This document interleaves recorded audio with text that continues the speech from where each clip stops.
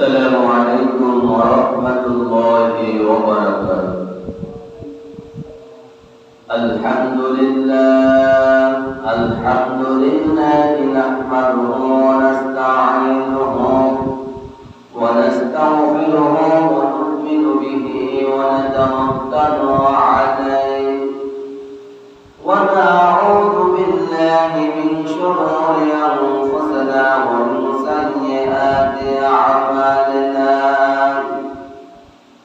من يهده الله فلا مضل له ومن يضلله فلا هادي له. ونشهد أن لا إله إلا الله وحده لا شريك له. ونشهد أن محمدا عبده ورسوله الذي أرسله بالحق بشيرا ونذيرا وداعيا إلى الله بإذنه وسراجا منيرا. فقد قال الله تعالى في كلامه المجيد والفرقانه الحميد. أعوذ بالله من الشيطان الرجيم. بسم الله الرحمن الرحيم. اقرأ باسم ربك الذي خلق. وقال رسول الله صلى الله عليه وسلم خيركم من تعلم القرآن وعلمه أو كما قال عليه الصلاة والسلام. إن الله وملائكته يصلون على النبي يا أيها الذين آمنوا صلوا عليه وسلموا تسليما. اللهم صل على سيدنا مولانا وعلى آل سيدنا جرى جرى محبت رسولك. اللهم صل على مولانا محمد وعلى آل سيدنا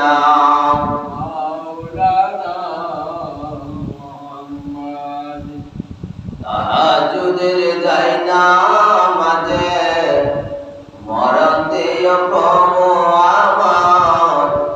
তাহাজ্জুদের জায়নামাজে মরণ দিও প্রভু আমার। ইকামতে দ্বীনের কাজে কবুল করনিও আমায়। আল্লাহুম্মা সাল্লি আলা مولانا محمد وعلى آل سيدنا رجب শাবানে বরকত দাও। রমজান মাসে গুনাহ সারাও। সত্তা জোরে তুমি বরকত দাও। জুমার দিনেতে গুনাহ সারাও। আল্লাহুম্মা সাল্লি আলা مولانا وعلى آل سيدنا بلغ العلا بكماله كشف الدجى بجماله حسنت جميع خصاله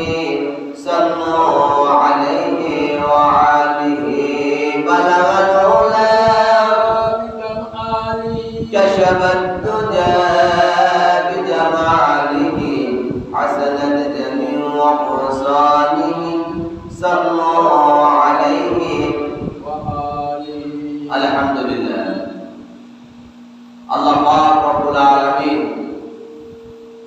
বিগত এক সপ্তাহের পর আপনাকে এবং আমাকে আজকে পবিত্র জুমার নামাজ আদায় করার জন্য আল্লাহ পাক রব্বুল আলামিন আপনাকে এবং আমাকে এই জান্নাতের বাগানের মধ্যে একত্রিত হওয়ার তৌফিক দান করেছেন। আমরা সকলেই কালিমাতুল শুকর আদায় করি আলহামদুলিল্লাহ। আল্লাহ পাক রব্বুল আলামিন আপনাকে আর আমাকে সুস্থ রেখেছেন, ভালো রেখেছেন। আর এই সুস্থ রেখেছেন কে? আল্লাহ। আর ভালো রেখেছেন কে? আল্লাহ। আর আমাদের মাঝে অনেকেই অসুস্থ আছেন, তাদেরকে অসুস্থ করছেন কে? আল্লাহ। হাসপাতালে পাঠিয়েছেন কে? আল্লাহ। আর আমাদেরকে আজকে মসজিদে পাঠিয়েছেন কে? আল্লাহ। সব কার হুকুম? আল্লাহ তাআলার হুকুম। সম্মানিত আমার দ্বীনি ভাইরা, পর্দার আড়ালে যে সমস্ত মা বোনেরা আলোচনা শুনতেছেন বা শুনবেন, আমরা সব সময় সর্ব অবস্থায় আল্লাহ পাক রব্বুল আলামিনের কাছে সমর্থ করব যে আল্লাহ পাক রব্বুল আলামিন ক্ষমতার মালিক, সুস্থ রাখার মালিক, অসুস্থ রাখার মালিক, সব কিছুই আল্লাহ তাআলার হুকুম অনুযায়ী হয়। সব সময় আমরা আল্লাহ পাক রব্বুল আলামিনের কাছে এই নিয়ামতের শুকরিয়া আমরা আদায় করব ইনশাআল্লাহ। গত জুমা আমি এলান দিয়েছি যে সামনের জুমাও ইনশাআল্লাহ কোরআনের গুরুত্ব নিয়ে কথা বলবো।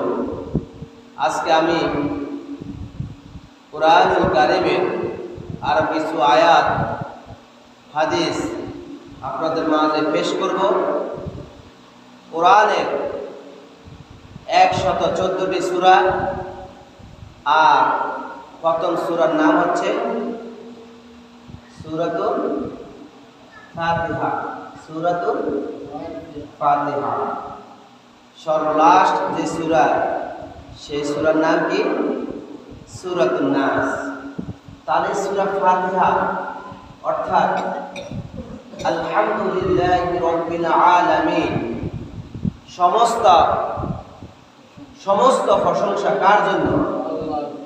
তাহলে আল্লাহ তাআলার প্রশংসা নিয়ে যদি এই সূরা ফাতিহা প্রথম আয়াত দিয়ে যদি আমাদের মুফাসসির যারা আছেন, বড় বড় মুফাসসির, তারা যদি সূরা ফাতিহা প্রথম আয়াত দিয়ে যদি তাফসীর করেন, আমার মনে হয় না যে এক মাসে এই সূরা ফাতিহা প্রথম আয়াতের তাফসীর শেষ করতে পারবে, মনে হয় না।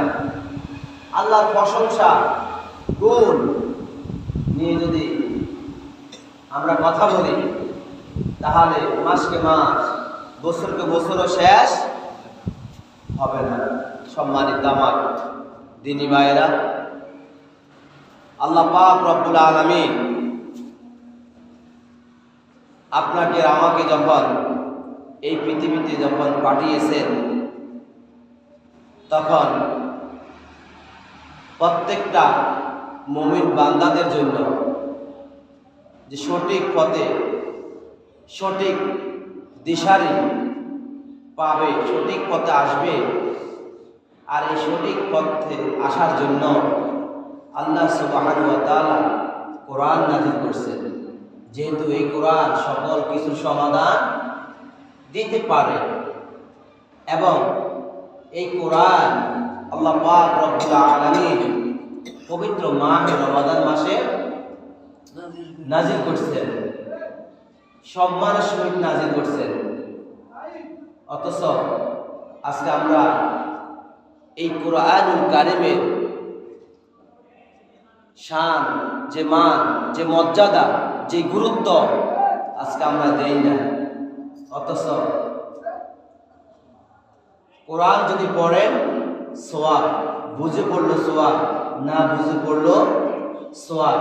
যারা পড়তে পারে তারাও সোয়াব অর্জন করবে, আর যারা পড়তে পারে না তারা যদি কোরআন নিয়ে যদি গাড়াগাড়ি করে তারপরে তারা সোয়াব পাবে। তাহলে এই কোরআন যে আল্লাহ পাক রব্বুল আলামিন রমজান মাসে নাজিল করছে, আমরা কিভাবে বুঝতে পারব? আমরা কোরআনুল কারিমের যে আয়াত আছে সে আয়াতের মাধ্যমে, সে তরজমার মাধ্যমে আমরা বুঝতে পারব কোরআন আসলে কোন মাসে নাজিল করছেন। রব্বুল আলামিন বলেন, শাহরু রমাদান আল্লাযী উনজিলা ফীহিল কুরআন হুদাল লিন-নাস ওয়া বায়্যিনাতিন মিনাল হুদা ওয়াল ফুরকান। রব্বুল আলামিন বলেন, শাহরু রমাদান আল্লাযী উনজিলা ফীহিল কুরআন। আল্লাহ পাক রব্বুল আলামিন এই কুরআন রমজান মাসে নাজিল করেছেন। সুবহানাল্লাহ। কোন মাসে? রমজান মাসে। আল্লাহ তাআলা ইচ্ছা করলে তো অন্যান্য মাসে কোরআন নাজিল করতে পারতেন না? আল্লাহ তাআলা এই রমজান মাসে কোরআন নাজিল করেছেন। তারপর আল্লাহ রাব্বুল আলামিন বলেন, হুদাল লিন-নাস, এই কোরআন নাজিল করেছেন মানুষের হেদায়েতের জন্য। মানুষের হেদায়েতের জন্য কোরআন নাজিল করেছেন। ওয়া বায়্যিনাতিন মিনাল হুদা ওয়াল ফুরকান, এবং এই কোরআন সত্য মিথ্যা পার্থক্যকারী, সত্য মিথ্যা পার্থক্যকারী। এই কোরআনের মাধ্যমে আপনি বুঝতে পারবেন কোনটা সঠিক কোনটা ভুল। আপনি কি সঠিক পথে আছেন নাকি আপনি ভুল পথে আছেন, এই কোরআনের মাধ্যমে আপনি আর আমি জানতে পারবো। তাহলে আমরা এই আয়াতের মাধ্যমে বুঝতে পারলাম যে আল্লাহ সুবহানাহু ওয়া তাআলা রমজান মাসে কোরআন নাজিল করেছে। কেন নাজিল করেছে? মানুষের হেদায়েতের জন্য। হুদাল লিন-নাস, মানুষের হেদায়েতের জন্য রমজান মাসে আল্লাহ সুবহানাহু ওয়া তাআলা কোরআন নাজিল করছেন। এবং সত্য মিথ্যা পার্থক্যকারী, সঠিক কোনটা ভুল কোনটা, সঠিক এবং ভুল সংশোধনের জন্য আল্লাহ তাআলা কোরআন নাজিল করছেন। সম্মানিত আমাদের ভাইয়েরা, আল্লাহ তাআলা সূরা কদরের মধ্যে আল্লাহ তাআলা বলেন, ইন্না আনজালনাহু ফী লাইলাতিল কদর, নিশ্চয় আমি লাইলাতুল কদর রাতে কোরআন নাজিল করেছি। আল্লাহ তাআলা পবিত্র মাহে রমাদান মাসে লাইলাতুল কদর রাতে আল্লাহ সুবহানাহু ওয়া তাআলা কোরআন নাজিল করেছেন। সম্মানিত আমাদের ভাইয়েরা, রমজান মাসে আল্লাহ সুবহানাহু ওয়া তাআলা কোরআন নাজিল হওয়ার কারণে রমজানের শান, মান, মর্যাদা বাড়িয়ে দিয়েছেন কে? সম্মানিত আমাদের ভাইয়েরা, আর এই রমজান মাসে যে আল্লাহ সুবহানাহু ওয়া তাআলা কোরআন নাজিল করেছে, আর রমজান মাসের মধ্যে একটি রাত আছে যে রাতের নাম হলো লাইলাতুল কদর রাত। আর এই লাইলাতুল কদর রাতে আল্লাহ সুবহানাহু ওয়া তাআলা কোরআন নাজিল হওয়ার কারণে এই লাইলাতুল কদরের সম্মান, মর্যাদা বাড়িয়ে দিয়েছেন কে? তাহলে লাইলাতুল কদর রাতে কোরআন নাজিল হওয়ার কারণে লাইলাতুল কদরের সম্মান, মর্যাদা বাড়িয়ে দিয়েছেন। অথচ আজকে আমরা রমজান মাস আসলে কিছুটা আমরা পড়ি, শতকরা ধরেন 20% অথবা 25% আমরা কোরআন তেলাওয়াত করি, বাকিরা আমরা তেলাওয়াত করি না। সম্মানিত আমার দিনী ভাইয়েরা, এই কোরআনের শান, এই কোরআনের মান এত মর্যাদা, প্রত্যেকটা জিনিসের জন্য, প্রত্যেকটা কাজের জন্য আল্লাহ পাক রব্বুল আলামিন কোরআন নাযিল করেছেন। কোরআন এমন একটি গ্রন্থ, যেই কোরআনের মধ্যে কোনো ভুল নেই। আজ পর্যন্ত সাহাবা কিরাম, তাবিগণের যুগ থেকে আজ পর্যন্ত কোরআনের একটি শব্দ অথবা একটি বর্ণ, একটি আয়াত আজ পর্যন্ত কেউ ভুল ধরতে পারে না। সম্মানিত আমাদের ভাইয়েরা, অন্যান্য বই পুস্তক প্রত্যেক বছর সিলেবাস চেঞ্জ হয়। অন্যান্য পাঠক, যে কবিতা, যে লেখক, ওই লেখকগুলো চেঞ্জ হয়, তারপরে বিষয়বস্তু চেঞ্জ হয়, কিন্তু আজ পর্যন্ত কোরআনের একটি আয়াত পর্যন্ত কোনো পরিবর্তন হয় নাই, হবেও না। হয় নাই, হবে না। সম্মানিত আমার দিনী ভাইয়েরা, এই কোরআনের শান, এই কোরআনের মান এত মর্যাদা, এত ফজিলত। আসুন এই কোরআন অনুযায়ী আমরা আমাদের জীবনকে আমরা পরিবর্তন করি, আমরা আমাদের জীবনকে সাজাই। যেহেতু কোরআন পারে সকল কিছুর সমাধান দিতে। সুবহানাল্লাহ বলেন। কোরআন সকল কিছুর সমাধান।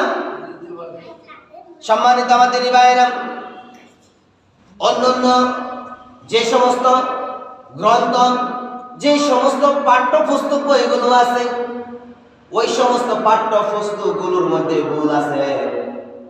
আর আল্লাহ তাআলার বিধানকৃত যে 30 পারা কোরআন, সেই কোরআনের মধ্যে কোনো প্রকারে বিন্দু পরিমাণ কোনো ভুল নেই। সম্মানিত আমার দিনী ভাইয়েরা, আল কোরআনুল কারীমের কিছু কিছু আয়াত আছে, যে আয়াতের তরজমা কোন সাহাবায়ে কেরাম, তাবিগণ আজ পর্যন্ত কেউ তাফসীর করতে পারে নাই। বাংলাদেশের মধ্যে, সারা বিশ্বের মধ্যে বিখ্যাত মুফাসসির কেরামগণ আছেন, বড় বড় উলামায়ে কেরামগণ আছেন। আজ পর্যন্ত এই সমস্ত আয়াতগুলোর তাফসীর কেউ বের করতে পারে নাই। ওই সমস্ত আয়াতগুলো কোনগুলো? আল্লাহ তাআলা বলেন, আলিফ লাম মিম ইয়াসিন তাহা নুন কাফ। এই সমস্ত আয়াতগুলোর অর্থ আজ পর্যন্ত কোনো মুফাসসির বের করতে পারবো না। এর অর্থ আল্লাহ সুবহানাহু ওয়া তাআলা বলে রেখেছেন। এর অর্থ আল্লাহ তাআলা গফুর রেখেছেন। সম্মানিত আমার দিনী ভাইয়েরা, তারপরে রব্বুল আলামিন বলেন, যালিকাল কিতাবু লা রাইবা ফীহি হুদাল লিল মুত্তাকিন। এটা এমন কিতাব, যেই কিতাবের মধ্যে বিন্দু পরিমাণ কোনো ভুল নেই, কোনো সংশয় নেই। অন্যান্য ধর্মগ্রন্থ, অন্যান্য পাঠ্য পুস্তকের মধ্যে বইয়ে ভুল আছে। ম্যাথ বলেন, তারপরে রাষ্ট্রবিজ্ঞান বলেন, সমাজ বিজ্ঞান বলেন, বাংলা বলেন, ইংরেজি বলেন, অন্যান্য যে সমস্ত ধর্মগ্রন্থগুলো আছে, প্রত্যেকটা ধর্মগ্রন্থের মধ্যে ভুল আছে। কিন্তু আল্লাহ তাআলার যে কোরআন, যে বিধান, এই কোরআন কারিমের মধ্যে বিন্দু পরিমাণ কোনো ভুল নেই। সুবহানাল্লাহ। এটা কার কথা? আল্লাহ তাআলার কথা। যালিকাল কিতাবু লা রাইবা ফী। লা মানে না, লা মানে না। তাহলে এই কোরআনের মধ্যে বিন্দু পরিমাণ কোনো ভুল নেই। যারা বলবে এই কোরআন কারিমের মধ্যে ভুল আছে, তাদের ঈমান নেই, তারা ঈমান হারা, তারা বেঈমান, তারা কাফের, মুশরিক, মুনাফিক। তাহলে কোরআনকে অস্বীকার করা যাবে? যেহেতু আমরা মুসলমান, আমরা মুমিন, আমরা কোরআনকে বিশ্বাস করতেই হবে। কোরআনের প্রত্যেকটি আয়াত, প্রত্যেকটি বর্ণ, প্রত্যেকটি হরফকে আমরা বিশ্বাস করব। সাহাবা কিরাম, তাবিগণ বিশ্বাস করে এসেছে, আমরাও বিশ্বাস করব ইনশাআল্লাহ। আমার সম্মানিত দিনী ভাইরা, তারপর আল্লাহ তাআলা এই আয়াতের শেষের অংশের মধ্যে বলেন হুদাল লিল মুত্তাকিন, মুত্তাকিন বান্দাদের জন্য কোরআন হচ্ছে হেদায়েত স্বরূপ। মুত্তাকিন বান্দারা শুধু বিশ্বাস করবে যে কোরআনের মধ্যে কোনো ভুল নেই, যাদের মধ্যে তাকওয়া নেই, আল্লাহ তাআলার ভয় নেই, যে কোনো সময় তারা বলতে পারে কোরআনের মধ্যে ভুল আছে। আর যাদের মধ্যে আল্লাহ তাআলার ভয় আছে, তারা কখনো এই ধরনের কথা বলবে না যে কোরআনের মধ্যে ভুল আছে। যেহেতু আমরা মুত্তাকিন, আমরা ঈমানদার, আমরা বিশ্বাস করি এই কোরআনের মধ্যে কোনো ভুল নেই। সম্মানিত আমার দিনী ভাইয়েরা, তারপরে আল্লাহ পাক রব্বুল আলামিন বলেন ইন্না আনজালনাহু কুরআনান আরাবিয়্যান লাআল্লাকুম তা'কিলুন। আল্লাহ তাআলা বলেন এই কোরআনকে আমি আল্লাহ তাআলা আরবি ভাষায় নাজিল করেছি, যেন প্রত্যেকটা ঈমানদার মুত্তাকিন বান্দারা যেন সহজে তারা বুঝতে পারে। সুবহানাল্লাহ। এই কোরআনকে আল্লাহ তাআলা আরবি ভাষায় নাজিল করছে যাতে প্রত্যেকটা ঈমানদার মুত্তাকিন বান্দারা বুঝতে পারে। অথচ আজকে আমরা কোরআনকে কঠিন করে নিতেছি, আর অন্যান্য বিষয়গুলো আজকে আমরা সহজ করে নিচ্ছি। আজকে আমরা আমাদের ছেলে মেয়েদেরকে দ্বীনি শিক্ষায় শিক্ষিত অর্জন করি না, মাদ্রাসা আজকে আমরা পড়াই না, আজকে আমরা স্কুলের দিকে দৌড়াই, কলেজের দিকে আজকে আমরা দৌড়াদৌড়ি করি। এখানে আমার ওস্তাদ শায়েখ মুফতি মুস্তাকুন নবী সবসময় উনি বলে, অন্যান্য মুফাসসির যারা তারাও বলে যে আপনার সন্তানটাকে কমপক্ষে 3 বছর নুরানি মাদ্রাসায় পড়ান, নুরানি মাদ্রাসায় পড়ান। আপনার সন্তানের তেলাওয়াত সই হবে, আপনি মারা যাবেন, আপনার জানাজা আপনার সন্তান দিবে। তারপর 3 বছর নুরানি পড়ানোর পর আপনার সন্তানকে আপনি স্কুলে নেন, যে কোনো প্রান্তে নিয়ে যান, কোনো সমস্যা নেই। অথচ আজকে আমরা আমাদের সন্তানদেরকে দ্বীনি শিক্ষা শিক্ষিত অর্জন করতে চেষ্টা করি না। এখানে এখনকার ছেলেমেয়েরা হয় মদখোর, জুয়াখোর, সন্ত্রাসী হয়। সম্মানিত দিনী ভাইরা, অনেক সময় আমরা মিডিয়াতে দেখি, বিভিন্ন পত্রিকার মধ্যে দেখি, ছেলেরা বাবা মাকে ধরে মেরে ফেলে হত্যা করে। কিছুদিন আগে আমি দেখলাম ফেসবুকে একটা ছেলে তার মাকে মেরে ফেলছে।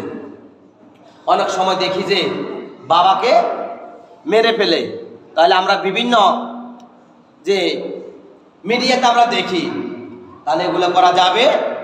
যাদের কারা করে, যাদের ভিতরে আল্লাহ তাআলার ভয় নেই, কোরআনের বিন্দু পরিমাণ জ্ঞান নেই, তারা এই সমস্ত কাজগুলো করে থাকে। এখানে সম্মানিত আমার দিনী ভাইরা, কথাটাই আমি এই কারণে বলছি, আল্লাহ তাআলা বলেন ইন্না আনজালনাহু কুরআনান আরাবিয়্যান লাআল্লাকুম তা'কিলুন। আল্লাহ তাআলা বলেন নিশ্চয়ই আমি আল্লাহ তাআলা এই কোরআনকে আরবি ভাষায় নাজিল করেছি, যেন প্রত্যেকটা ঈমানদার মুত্তাকিন বান্দারা যেন সহজে বুঝতে পারে। তাহলে অন্যান্য বিষয়গুলো দেখবেন আপনার কাছে হার্ড লাগবে, কঠিন লাগবে, আর দেখবেন আল্লাহ তাআলা যে বিধানকৃত কোরআন, এই কোরআন আপনার কাছে সহজ লাগবে। যেমন আরবি বর্ণমালা কয়টি? 29টি, নোক্তাওয়ালা হরফ 15টি, নোক্তা ছাড়া হরফ 14টি। তারপরে আপনার জবর, জের, পেশ অর্থাৎ হরকত, তানবিন, তাসদীদ, যজম, মিম সাকিন এবং যে নুন সাকিন ও তানবিনের 4 হুকুম, ইজহার, ইকলাব, ইদগাম, ইকফা এবং মাখরাজগুলো যখন পরিপূর্ণ মদগুলো যখন আপনি জানবেন, দেখবেন আপনি কোরআন তেলাওয়াত একদম সহজে করতে পারবেন। আজকে আমরা চেষ্টা করি না, আজকে আমরা চেষ্টা করি না। অন্যান্য বিষয়গুলো আমরা ঠিকই চেষ্টা করি, কিন্তু আল্লাহ তাআলার যে বিধান, যে কোরআন, আজকে আমরা চেষ্টা করি না। অথচ আরবিতে একটি প্রবাদ আছে, মান জাদ্দা ওয়াজাদা, চেষ্টা করলে উপায় হয়। সম্মানিত আমার দিনী ভাইরা, আমরা আমাদের জায়গা থেকে আমরা যারা কোরআন পড়তে জানি কোরআন পড়ব, যারা পড়তে জানি না চেষ্টা করব শেখার জন্য, চেষ্টা করবে ইনশাআল্লাহ। সম্মানিত আমার দিনী ভাইরা, আর আপনি যে তেলাওয়াত করবেন কিভাবে করবেন আল্লাহ তাআলা সুন্দরভাবে বলে দিয়েছেন। রব্বুল আলামিন বলেন, ওয়ারাতিলিল কুরআন তারতিলা, তেলাওয়াত যে করবা ধীরে ধীরে আস্তে আস্তে সহি শুদ্ধভাবে তার দিলের সহিত তেলাওয়াত করতে হবে। সম্মানিত আমার দিনী ভাইরা, আপনি যখন তার দিলের সহিত যখন তেলাওয়াত করবেন, হাসরের ময়দানে প্রত্যেকটা তেলাওয়াত ওয়ালা ব্যক্তিকে হাসরের ময়দানে উঠানো হবে। আর আল্লাহ তাআলা প্রত্যেকটা তেলাওয়াতকারী ওয়ালা ব্যক্তিকে বলবেন, ফরা ইকরা বিসমি রাব্বিকাল্লাযী খলাক, ফরা তুমি তোমার প্রভুর নামে যিনি তোমাকে সৃষ্টি করেছেন। আমাদেরকে সৃষ্টি করছেন কে? হাসরের ময়দানে আল্লাহ তাআলা স্বয়ং আপনাকে আমাকে বলবেন, পড়ো, তেলাওয়াত করো, আল কুরআনুল কারীম থেকে তুমি তেলাওয়াত করো, আয়াতগুলো পড়ো।